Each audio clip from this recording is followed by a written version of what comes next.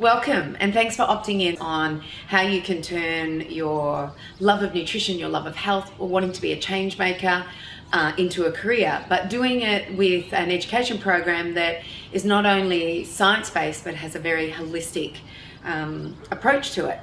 So before I start, I wanted to talk to you about my career, because I was probably standing where you are right now, or sitting where you are right now, and I had gone to university at the University of Colorado in Boulder, and I did pre-medicine, and I was learning all about traditional ways that we are healing at the moment. And I don't know if it's about healing, it's about the sickness industry. So it was very much about, you have this disease, this is the diagnosis, and this is the drug that you take. But one of the classes that I did was anthropology. And I saw that through cultures and traditions, for millions of years, we survived because of the food that was available to us, without diseases that we're now seeing today. So it was from there, from that pre-med, I decided I wanted to be a nutritionist. So I actually came back to Australia, went to Deakin University in Waurn Ponds, and I studied and finished my Bachelor of Science, majoring in nutrition, to go on to become a dietitian. And during that 3 years of doing my degree, I realized I didn't agree with anything that I was being taught. I didn't agree with low fat. I didn't agree with any of that information that they were teaching. And I thought, how can people get well or even have energy on these types of foods when I know that the foods that we used to eat was what evolved us to this time, and it was survival to this point in time. So I decided not to become a dietitian. And I thought I didn't know anything. So I went back to university and I studied human anatomy. And I cut up cadavers for 2 years, and I learned about every ology you could think of: histology, pathology, embryology. And at the end of that 2-year period, I realized that it wasn't the dead ones I was interested in, it was actually the live ones. But I felt I knew enough about the human body. I knew enough about history, historical perspective. I had a pretty good philosophy about, how I felt we should be eating foods, that I started and I went out and consulted. And you know what? There was nobody around like me at that time. I didn't know of anybody else that, especially within Australia, that was thinking this way. So I felt like a bit of, I was out on a string. I felt like a bit of I just didn't fit anywhere. But what I did was I started to consult as a nutritionist. And I remember having this, I had lots of clients, but I remember this one client in particular. And he came in to me, and he was in his 70s. And he crossed his arms like this as he's listening to me, as I'm explaining about going back to real foods, forgetting low fat, not counting calories, doing the holistic approach, cleaning out his pantry. It was very basic stuff that I was teaching, but he was like this the whole way. And I thought, he didn't listen to a thing I said. And I thought at the end of the hour, and remembering I'm a 24-year-old at this point, and he's in his 70s, so I see wisdom. And he left, and I felt that I didn't make any impact on him. About a week later, he calls me, and he says, "Miss Lovett," because that was my maiden name. He said, "I want to see you again." I said, "Oh, all right, Mr. Rutherford, we can make an appointment. I've got one free next week." So he comes in and he tells me a story. He says, "I'm a pear farmer." And he said, 5 years ago, my pears were terrible. They tasted bad. I had so much disease. I was using so many chemicals on my pear farm. So I decided to go back to my traditional ways. I got rid of all the chemicals. I mulched. I cut all my pear trees back. I did everything that I needed to go back to an organic process.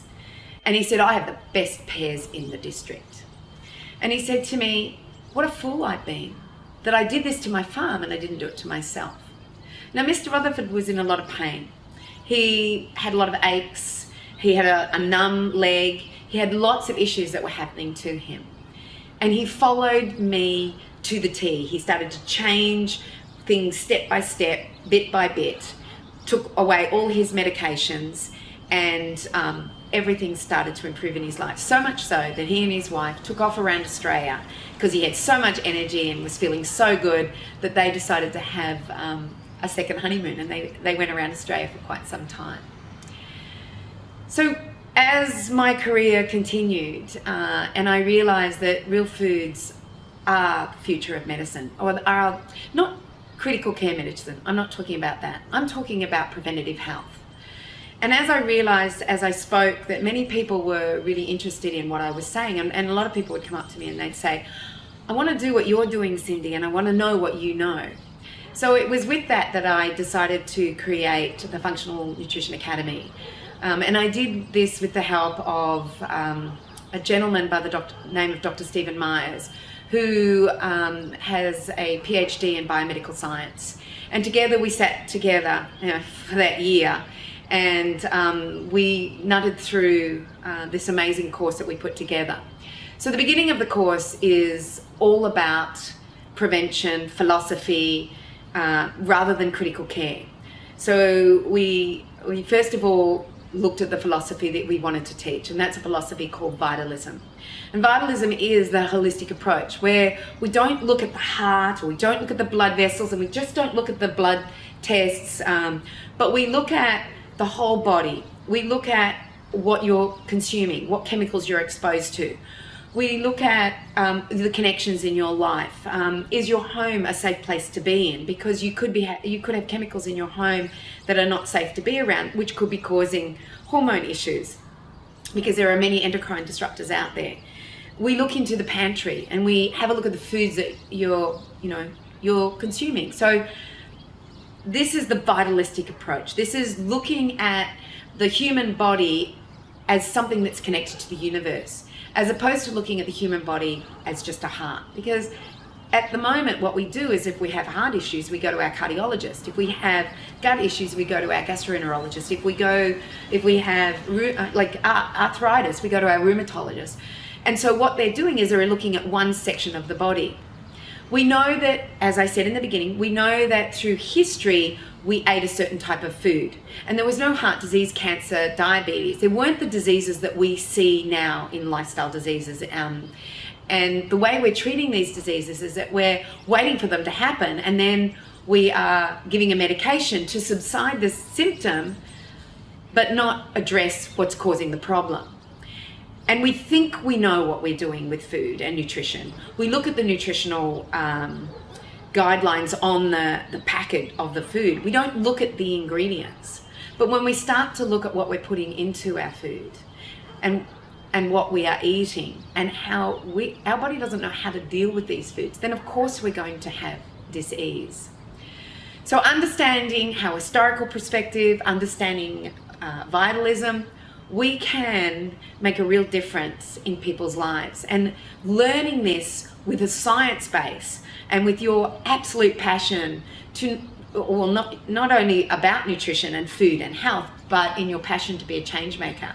I know that there are many parents out there, and they may make a comment to somebody that they're speaking to with regards to their own child, and they may say, oh no, we don't feed our child that, we do this. And you can see an inquiry happen from the other parents, because they realize that what you're doing seems to be working for you and your family, but what they're doing maybe isn't, and they're open to suggestion, and they want to learn more. There are people out there that are hungry for this information. So you want to be one of those change makers. You want to become influential in the world. You want to be part of this amazing global change that's happening. And we need people out there. We need people doing this. If you have any comments, if you have any questions about what I've just talked about now, please leave your comment and questions below. But otherwise, I'll see you on the other side.